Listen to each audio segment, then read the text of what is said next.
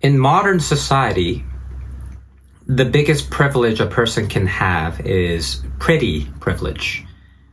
Now, I know that coming from a wealthy family is also a privilege, but this is like comparing new money to old money, and we can probably boil it down to this. So looks open up new opportunities, and familial wealth ensures connections. And we can't really say which one is more important because it strongly depends on the environment that you are from, right? And this principle of pretty privilege exists everywhere all across the world, right? But I bet no country on earth places a higher premium on appearance than South Korea. So in a 2020 poll by Gallup Korea, 9 out of 10 Koreans responded looks are important in life. And 4 out of 10 job applicants said they experienced some kind of looks-based discrimination when searching for a job, according to a 2020 poll by Career, which is a job portal. And if someone asks which country is the plastic surgery capital of the world, there's no doubt that South Korea is what most people would answer, right? And even if you ignore all the stats and data, take a look at K-pop, take a look at K-drama, right? Every scene is like a snippet from a cosmetic surgery advertisement. And if you go deeper into the psychology behind the popular Korean beauty standards, everything else comes to light.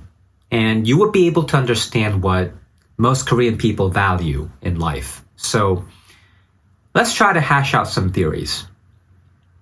So in Korea, most people favor pale skin, especially lighter skin. And sometimes this preference leads to racism because people tend to associate darker skin with lower status.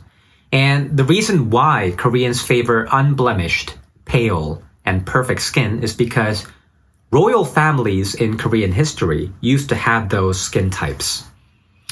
So, Korea used to be an agriculture society, so lighter skin meant royalty, while darker skin meant a common field worker.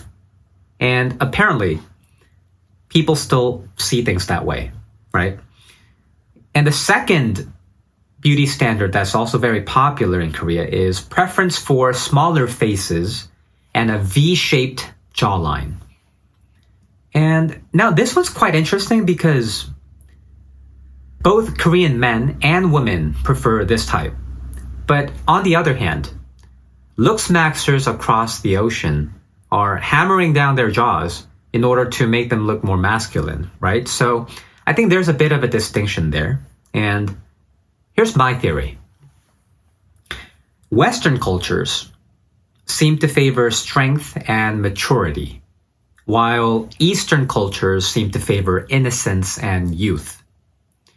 And again, this might be tied to history because most of European and American history involves conquest, control, and dominance, right?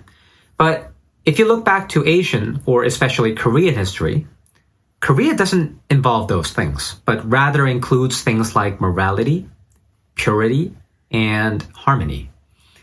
And this becomes visually apparent when you look at Western male beauty standards and Korean male beauty side by side. And one side generally looks more feminine. And sometimes we see a lot of Asian women that refuse to date Asian men and prefer white men instead, right? There is an implication here too, right? We can infer that this is largely due to their understanding of history. Even if they don't understand their history completely, I think they instinctively make a connection inside their head.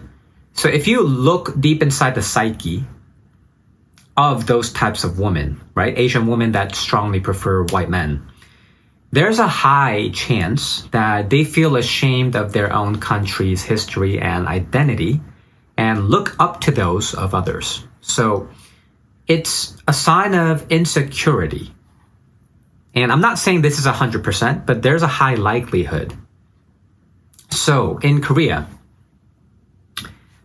looks are not just physical beauty.